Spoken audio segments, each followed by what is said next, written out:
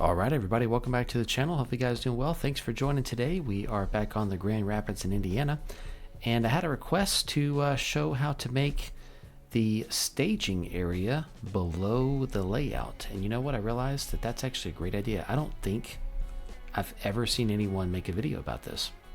Doesn't mean that one's not out there. I just haven't seen one, and I have looked before, actually. Years ago, when I was making my first route, the North Texas Beltline, I was considering this.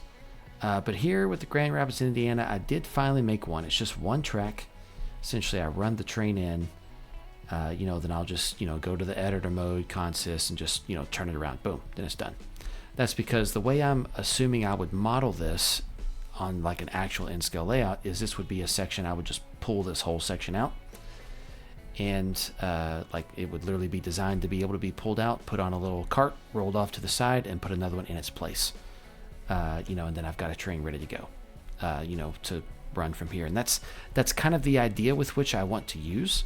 But here in Trainz, obviously you can't model all of that. So I'm just using space here to hold the train. And then if I want, I could create some shelving or something back here to store other trains. So if I do that in the future, I'll of course make a video on that, because that's a cool GR&I feature.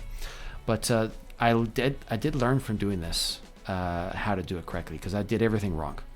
So the way I did this was I built this yard first because I wanted to test this concept I had in my mind. So this is the Pennsylvania Railroad, is the main line that continues here heading to Grand Rapids. This is Muskegon in western Michigan, and this is the Pierre Marquette. It comes in at a diamond, continues. This is actually a Pierre Marquette station, not a Pennsy station. And then the Pierre Marquette continues. This is their quote-unquote main line with an interchange track. And this is like just a spur that would go off to a fictional industrial area that I don't model. And then this is the Pierre Marquette staging. This is just dead space because this is where the Pennsylvania Railroad line goes down into the tunnel under the layout and emerges down here in this, staging area. And this represents a fictional ferry connection to Milwaukee. So it just ships in empty reefers over to Milwaukee. Those reefers get loaded with pretty much beer, get on the ferry, come back to Muskegon, and the Pennsy picks them up. That way they bypass Milwaukee, Chicago, Gary, all those places, If you look at the railroad map from Milwaukee, Wisconsin to Muskegon, Michigan, you can see why it actually would make a lot of sense to have a ferry line there. And I'm sure there was probably a ferry connection for railroad cars in Muskegon. I'm sure there were plenty.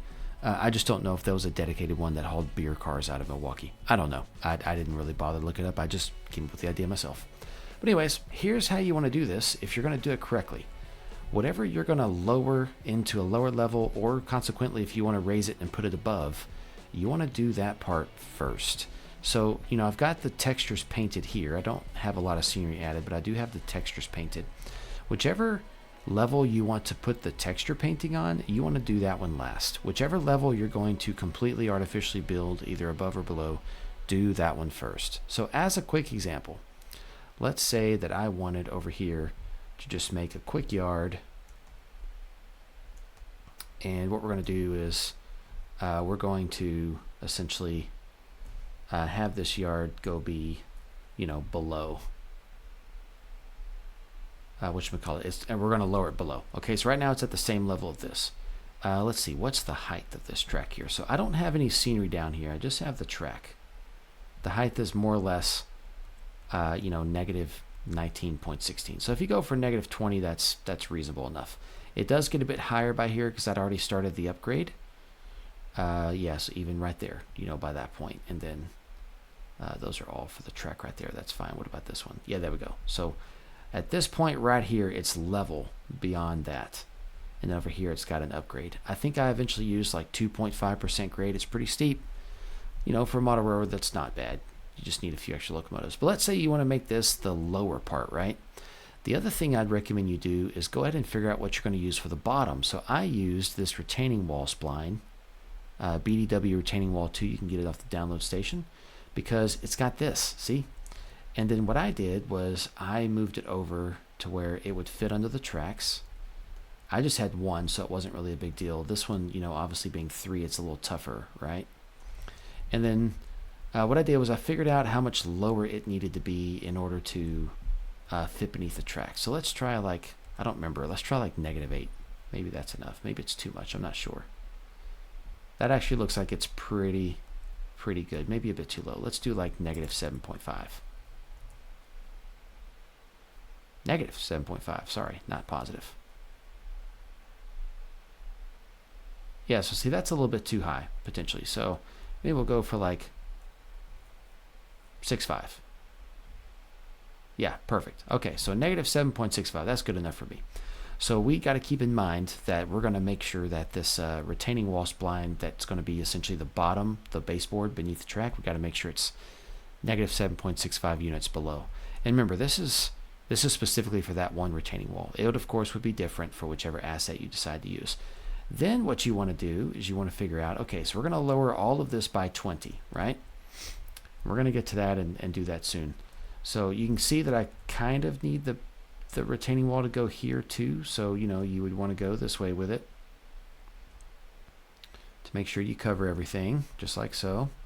All right, and if we know for a fact that we're going to lower it 20 units, and if we know for a fact that we don't want to do any more work with that, we can actually go ahead and do that right now. So I'm just going to add a 2 in front of that.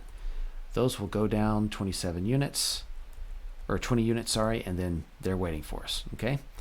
And then from there, I want to get the tracks. So let's figure out everything we're going to do with the tracks here. So if we're going to do a 2.5% grade, we need to get it essentially to go to where the height is 20. So let's keep it pretty simple at first. You know, a 2% would be nice. Give us a little bit of a section to kind of get it going. And then I'll use B to make that straight. And then from here, now we can do some curves or something. And essentially we want to do this, you got to play with it to keep within your constraints. So like I was using 18-inch minimum radius because this is N scale. But you want to make sure that you get it up to a height of 20. So see, that's only 11.76, right? So really then I would need to increase this grade, and I actually meant to. But if that's the start, let's make this 2.5 right here. And that will eventually catch us up a bit, which is good. Obviously, you can tell I'm not really polishing this too much to make it look any better. That's because I'm just kind of explaining the concept. So see, that gave us an extra 3 meters. That wasn't bad, but it's still not enough. So let's say, it's still not all the way up for the bench work. I have no idea if that's going to be high enough. We can check. Okay, cool. There it is. So let's lower that to just 20. Let's do ourselves a favor. I've learned with Trainz that if you want it to be flat, you need a little section beforehand so that it can accommodate that. So now it will be flat starting from here, right? So we can go there, make sure to hold the shift key so it doesn't try to connect with that other track.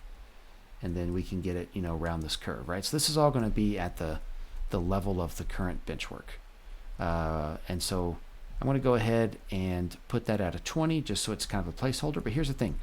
Remember, we're going to be lowering all of this, but you want to go ahead and map out your grade because if you don't do it above the baseboard, you'll have to remove the baseboard to do it. And that's really annoying. So it's much better to just do it here so you can kind of get a feel for it.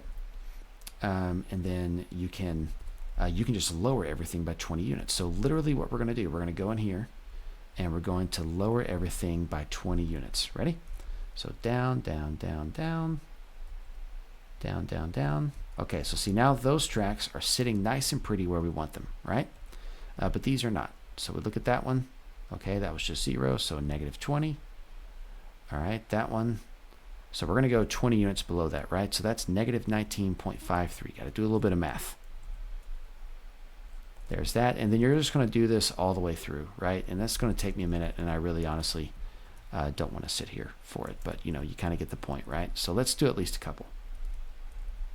So at least it's, kind of smooth down there, right? It's funny. I just pointed at the screen like you could see it. My bad. It's funny. So this would be -16.97. So we're just lowering everything by 20 units. Okay? Cool beans. I'm going to stop there. But yeah, notice the track is looking a lot better down here, right? So now you'll notice I can't zoom in below the baseboard, right? But here we are in the aisle. So if you want to do yourself a favor so you can make it where you can see down there better, then lower the terrain height in the aisle. Let's do like -40, right? So I've used dig holes. If you've never seen a dig hole in Trainz, D-I-G-H-O-L-E, dig hole, it's its object. So the AJS is a 1x1. The dig hole 1x1 is obviously a 1x1, and the 4x8 is just that. It's a 4x8. Okay, it eliminates the baseboard. So let's go back now to. Let's delete that. What was I doing? I was working on. I forgot what I was working on actually. That's kind of funny. That's actually really funny to me actually. Wow, guys, I seriously don't remember. Holy cow. Okay, anyways, so I'm going to go to a tunnel portal. I'll remember in a minute. So, you know, you want to represent the fact that it's getting out of sight again to some hidden track, right? So we're going to do a tunnel portal. This RC stone tunnel portal, I like this one off the download station. It's not tall enough for double stacks, but it is tall enough for like transition era stuff, right? So I'm just going to throw it up there. You could have placed this down first as well to get it in position. And then we're going to lower it 20. So the amount in parentheses tells you the actual height of the object, right? So let's get it down to -20. And then if we need to, we can move it around a little bit. Good. So actually I placed it pretty well. I'm actually pretty proud of that, yeah? Okay, now the next thing. You've got to figure out how you're going to account for the wall. You don't actually have to cover all of it. You just have to cover some of it. So like what I did was I used this wall that I like, placed it horizontally, and then also placed it at an angle. And by angle, what I mean is really, you know, placing it perpendicular so that it just kind of goes into the, this is a fascia asset, but I treat it like it's, you know, a big pretty tablecloth or something.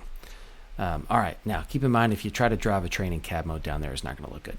I did finally realize what I was trying to talk about over here, and that was lowering the terrain height.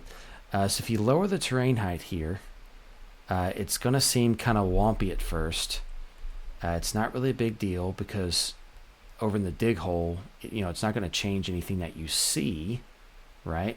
But what it's going to allow you to do, so here's the camera when the ground is not lowered. If you lower the ground, now, see, now you can get the camera closer down here, like if you need to throw some switches or something. But you obviously don't want to do that too close to, you know, the edge, or else it pulls that stunt. You don't want that. So you don't really need the camera way up close like this. But yeah, this, if you lower this terrain in your aisle here, it allows you to kind of get below the layout a bit. All right. If you don't do that, it'll be like over here. You'll never be able to get below the layout. So it's your choice. Okay. It's your choice. I am actually going to delete all those because I actually don't want that aisle cut down there personally. It doesn't really bother me enough, so I don't do it personally. But anyways, so we would go over here. We would grab this wall asset that I use. Let's see. I've got it on here somewhere. It's kind of hard to grab. There it goes. Wall 10 meter dark stone weathered. All right. This is what I use for the edge of my tables almost exclusively. It is on the download station. So there it is. Okay. It's got a height of 10. So, you know, if that's down there at -27, that's the height of that retaining wall, but that's not the height of what this wall needs to be. This wall needs to be at -20. So if I do that, take a look here, you're like, oh, wait, that's actually too tall. And you would be correct, because really it needs to be 20 units lower, and it already needed to be lowered 10. So actually I need to lower it to -30. And then, of course, you can play with it down here to get it lined up just like you like on your asset there, you know, to try to cover it up. So you get to play with it a bit. And then once that's done, I can just kind of finish it right there, just past it. And then I can come in, lay it off to the side like so. There we see it. We can move it out here so that it's visible. And then you want to kind of just piece it in there. It's a little bit of trial and error. It's never perfect. You got to give yourself some time to kind of figure it out. It's perfectly fine, right? And so there it is. All right. On this other side, you would want to just kind of do one that's horizontal. Actually, in that case, I want it to be actually at -20 there. So we're going to extend this one past the tunnel. Okay. Let's make this one negative 20, so it's 10 units higher. And you're about to see why I'm going to do that. I'm going to lay this one right over that one and lay it right over that one. Okay, it's not perfect. Does get the job done. You can kind of play with it a bit, but there. To the naked eye, not paying too much attention, you can't really tell the difference. Okay, notice that is tall enough for the tunnel. Awesome. There is a gap there. You want to cover that with the wall as well. And then, of course, you may even want to run the wall like literally through the tunnel portal. So that's why I'm saying don't drive the train in cab mode. You're going to see yourself running through a bunch of stuff. Okay, it is what it is. Apologize in advance. But that will kind of help you get it covered. And then, you know, same thing here. Get this stacked up this direction like so. Those spline, you know, things are kind of in the way. The yellow points that help you see where the spline is. It doesn't line up perfect, but that's okay. And then let's go get our fascia asset. I like to use, let's see, this black one. There it is, EMM. It is, there it goes. Sorry, this one. No, it is that one. So that's actually the red luxury. I do like that one. I like to use the black one. But that red luxury one is also very nice. So let me just stop wasting time on that. I'll go straight to the search because I know where to find it. It's here. There's black luxury. This one I usually drop down to negative 60. That's for the normal table height. All right, so that's what I'm going to set back here. I'm going to set that behind all of this, right, to give a little assistance with the quote-unquote backdrop there. And actually I forgot, I set it at 61 because you see how it's sticking through the texture there. So let me go do that change real quick, make sure it's actually behind the tracks. And then of course, you know, you can't see the difference until you get way down there. So if that bugs you, then, you know, you'll need to adjust for that. It doesn't bother me. You'll see why in just a moment. But then of course you'll want to, you know, if you want to add one a little bit closer up on the edge under here, you can do it. You'll need to lower it down a little bit more. But yeah, this will help you bring it together. And then kind of the same thing here.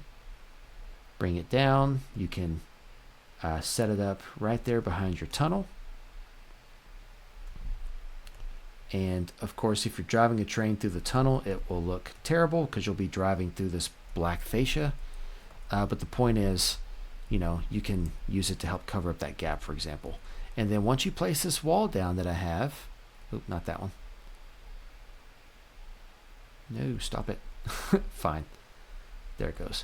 Let's get this again. Let's place it at negative 10 because this is the one now that's going to be the side of the layout. You know, here I am placing it right here, right? Get it nice and in there. There you go. Okay, so that's how I did it. It's not perfect.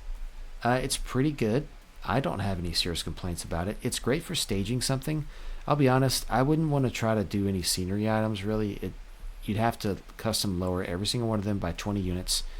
Just doing the track is tedious enough because, you know, we would lower all this by 20 so that by the time this track over here is getting to positive 20, which is here, you know, it's actually sitting on the baseboard at 0. So all that would technically be literally sitting right there on the baseboard. But yeah, it's finicky. It's not perfect, but it does accomplish the task. But you want to do the track work and the floor first before you start lowering everything. Okay, that's my best advice. If you have any questions, please reach out and ask. Would be happy to answer questions. This one I kind of roughed in. I'll be honest, I did not spend the time making it look good. Here I spent about an hour because I messed up and did it backwards. I built the staging area last, so it took me longer. But I spent about an hour and I got it looking a lot nicer. The only thing obviously that I kind of need to fix is this gap in the fascia here, which I think is this right here, maybe. Yeah. So I just need to kind of polish that a bit. It's not perfect, as you can see, and I'm not bothered by it. Honestly, it doesn't hurt my feelings. If you've been to someone's model railroad and they hang a curtain on the bottom, it's not perfect there either. Okay, so let's not throw a fit over it.